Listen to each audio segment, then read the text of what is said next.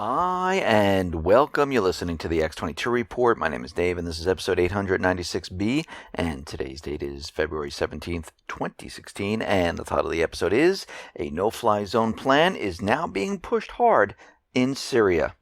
Let's get into the economic collapse, political, and geopolitical news. Now, we realize that the government, they are pushing to get involved in every aspect of our lives. And we see with Obamacare, we see with the government trying to teach our children through Common Core. They're trying to basically mold them in the way they want. And Obama's stunning new plan, which is home visits for parents. And it sounds great. And it sounds like, oh, this is something we should do. Because let me just read what they want to do. American parents soon have equal partners in parenting. Well, that part I really don't like. I don't need someone to raise my children. I can do it fine myself. So the federal government will help out in raising your children. And how are they going to do this? Well, it is the position of the department that all early childhood programs in schools recognize families as equal partners in improving children's development, learning, and wellness across all settings. And over the course of their children's developmental and educational experiences, the government is going to help with all of this. So they want to increase government involvement in family life. The draft policy outline in the document reads like a blueprint for increased government involvement in family life. It lists a number of goals that could increase official interference in child rearing if implemented.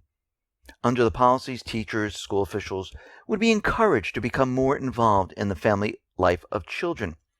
Some of their goals in the document, they do seem kind of harmless, and some of them are like encouraging parents to read to kids and promote early learning activities at home, which is fine. Others are more bothersome, a little strange, where the document seems to encourage authorities to evaluate parents' mental health. Parental health and mental health impact parenting and children's outcomes. For example, parental depression may contribute to less responsive parenting and is associated with anxiety and depression in children. Well, think about this for a second. Didn't Obama come out with Obamacare wanting people to get tested, everyone in America to get tested for depression? Now, this goes with many different agendas. One of them being, if you have depression, you're taking medication, you can't have a weapon. Now, we see the other agenda is to maybe the federal government taking over and parenting your children. At first glance, the Obama administration policy document appears to be merely about engaging families in raising their own children.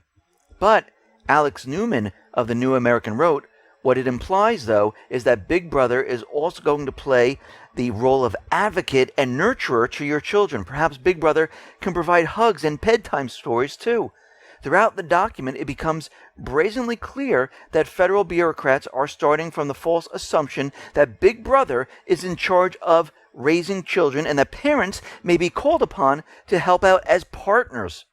It also purports to provide justification for governments to pry into every aspect of the family life, an extraordinary dangerous position that is a hallmark of totalitarian governments. When you look throughout this document, it is actually condescending to parents, letting them know that they won't be able to parent their own children. And this is how government is trying to get involved in every aspect of our life. And guess what? This is going way too far. We see now that Apple is being forced to break into the San Bernardino's phone. Now, of course, we know this was a false flag. We know that the FBI doesn't really need the information on this phone because there's really nothing there. And they're using this to force a company to help them hack into a phone. This is all being done on purpose because what do they want? They want encryption done away with. Now, is Apple the perfect company where they're not allowing backdoors? Well, no, not really true. But we see they're making a stand right now saying they refuse to comply.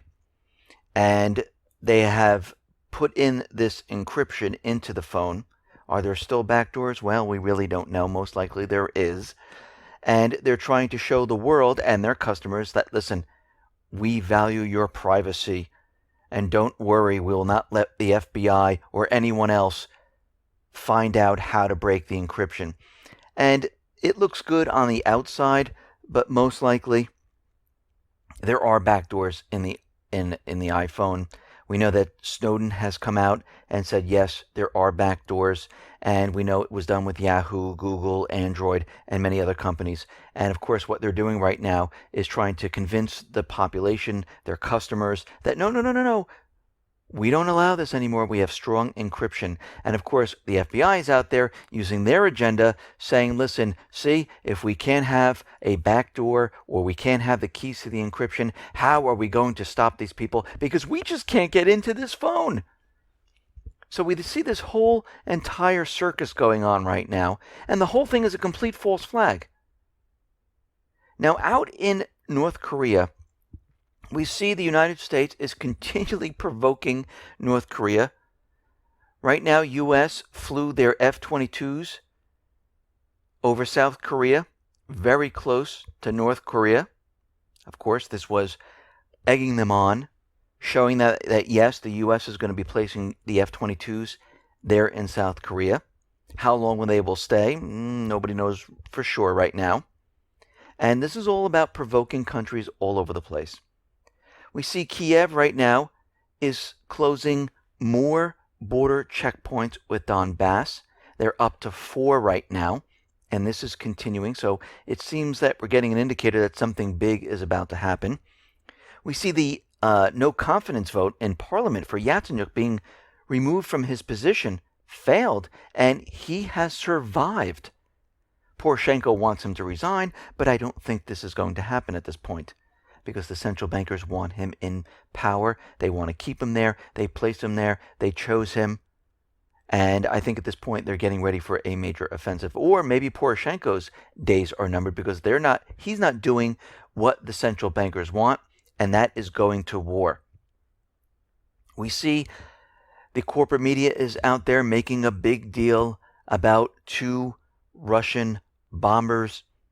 They're flying in international airspace near England, and of course it's all over the place where, oh my God, 2 Russian bombers are near UK airspace and they had to set up 2 jets to escort it through. But this is actually normal. They're making a big deal out of nothing. Russia is not bombing anyone. They're not bombing the UK. They're flying in international space. But what we see is they're making it scary. They're building up the propaganda. They're demonizing Russia, just like they're doing to China.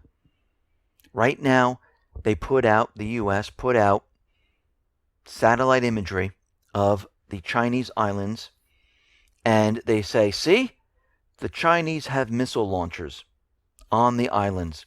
Now, it's very interesting. All the other satellite images that they show us are beautiful color, 3D close-up. Why every time that they have to show some type of military object, the satellite images turn to black and white, they pull back very far, and they're a little blurred, so you really can't make out what it is. They did this in Ukraine, and it seems like they're doing the same thing again. This is coming out of ImageSat International, which provided the imagery of this. And we see that the U.S. has already confirmed that, yes, these are definitely missile systems, surface-to-air missile systems. But I would like to see a color satellite image, just like when they showed us the ships and how they're building a runway. They were very close up. They were very clear. Just like in Syria when they showed the Russian planes on the runway.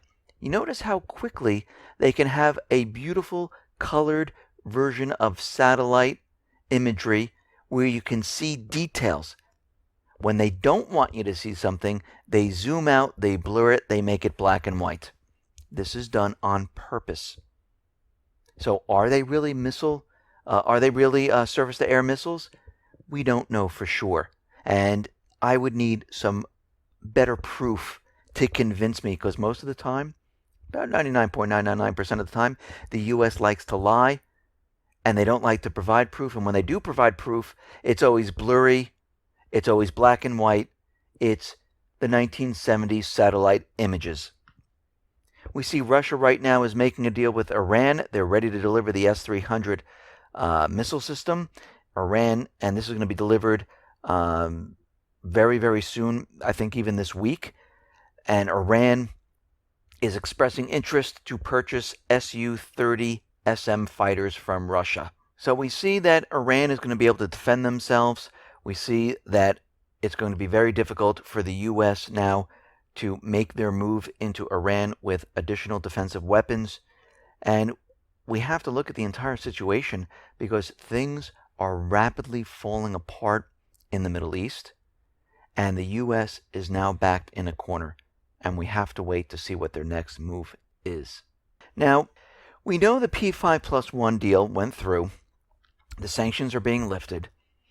But what's very interesting about all this is that the United States, they developed an elaborate plan for an extensive cyber attack against Iran if the negotiations completely failed. The code name was Nitro Zeus. The cyber attack plan was designed as an alternative to target Iran's air defenses. This way they can invade. Communication system, crucial segments, and electrical power were all on the drawing board, and they were all going to be hit. Now, the planning for this Nitro Zeus involved thousands of U.S. military and intelligence personnel and tens of millions of dollars to implant electronic devices in Iranian computer networks to prepare the battlefield. So the U.S., they are the ones who are preparing to cyber attack different countries to knock out their systems. So you have to stop and think here. Everything that they've been telling us about cyber attacks, hitting the power infrastructure, taking down the power, hitting the financial infrastructure, the U.S., they're the ones who are planning all of this. They're the ones who are getting ready to do this to other countries. We see there is something called Operation Sophia. WikiLeaks, they released a classified report detailing the EU's military operations against refugee flows in Europe. It also outlines plans to develop a reliable government in Libya, which will in turn allow the EU operations to expand in the area. The report also places pressure on the responsible EU bodies to help speed up the process of forming a reliable government in Libya, which is expected to invite EU forces to operate within its territorial waters and give permission to the EU military for operations in Libya and offshore. So, what are we seeing here? They have already created plans to have military forces in Libya once they have the unity government in place. We see the UN, the envoy to Libya, is urging Parliament to endorse the unity government. Why? Because the Islamic State is becoming more and more powerful, and there's a small window. And it has to be completed before the window closes and the Islamic State gets too strong. And if they don't create this unity government, they're going into Libya. If they do create the unity government, they're going into Libya. It makes no difference. But they want it to look from the world's point of view that the government invited them in, and this way they can bring the troops in there. Obama is already out there saying, listen, the U.S. will go after the Islamic State wherever it is. The U.S. will take action when it has a clear target in mind. If there's a target in the Islamic State, in Libya, we will go after the Islamic State and bomb them in Libya. Once we know about the targets, we're going to go into the country and bomb. Now, he's not talking about the Islamic State. He's talking about the elected government, the people who've taken back Libya. Once they find those targets, they'll start bombing. We know that the French already flew reconnaissance missions over Libya. They're getting prepared and ready to go into Libya. The clock is ticking down. The United States is losing their ability in the Middle East. They're losing control. They're losing the petrodollar. And they're not just going to let this go. We see that the U.S. struck a Syrian bakery which killed 15 civilians. If you notice, the corporate media doesn't make any deal about when they hit civilian targets. It's always Russia hit a civilian target. Well, Russia launched a ballistic missile from the Caspian Sea and hit a hospital. Of course, Russia didn't have a ship that could fire a ballistic missile in the Caspian Sea, so that whole report was completely fake, phony, and false. And of course, as always, the U.S. had no evidence to back it up. Well, who knows, they might come out with some type of black and white blurry 1970s satellite image to try to convince everyone that this is what they're talking about. But we see from people on the ground that spotted the A-10s flying in that yes, they did hit the bakery. Now, the U.S. was contacted for comment, and they have no comment whatsoever. I mean, it's the same thing with the hospital in Afghanistan when the witnesses said, yes, this was U.S. They came in, we warned them, they fired, they destroyed the hospital. And of course, the United States had to fess up to it. We'll see what happens with this civilian hit on the bakery and see what they come up with. Now, on February 19th, Russia and the U.S. military, they're going to discuss the Syria ceasefire. The target group of the cessation of hostilities in Syria will have its first meeting this Friday. And the U.S. is running out of time at this point because the window is closing. Turkey is trying to keep the corridor open. Aleppo is going to fall and is going to be liberated. And the U.S. is running out of time at this point. And this is why they keep putting out the message to Russia, stop the bombing, because they're destroying the Islamic State, which is the proxy army for the United States government central bankers. We see Assad is now letting 35 trucks carrying humanitarian aids into Damascus. The UN said on Tuesday that Syria had approved aid deliveries to 2 other areas, so aid is coming in. We see Turkey is continually attacking the Kurdish fighter positions in Syria, keeping that corridor open. And Erdogan is out there saying that, listen, we're going to keep doing this. And he said, let no one think we will step back. We will respond many times to every shot from that side. Erdogan also said that the Assad regime is only fighting the moderate opposition and is not fighting the Islamic State. Even though the world and Russia and everyone else is saying the Islamic State is the proxy army for the United States and works for Turkey and the coalition forces, Erdogan says they have it all wrong. Actually, Syria is supporting the Islamic State. I mean, this is how desperate they're getting right now. And he went on to say that this whole entire scenario in Syria could snowball and have global implications. We see German Chancellor Angela Merkel. She believes imposing a no-fly zone over Syria would help speed up the process of finding a political settlement in the country. We know that Turkey is pushing for a safe zone, a no-fly zone. They are continually pushing the idea of a no-fly zone. Germany plans to submit its proposal to create a no-fly zone over Syria. And they're continually pushing this idea. They want this to happen. And Russia is responding. And they've said 2 things. If ground troops from any nation enter Syria without Damascus' permission, it will be a declaration of war. And they said, the American president and our Arab partners have to ask themselves do they really want permanent war? Well, I'm hoping that people in the government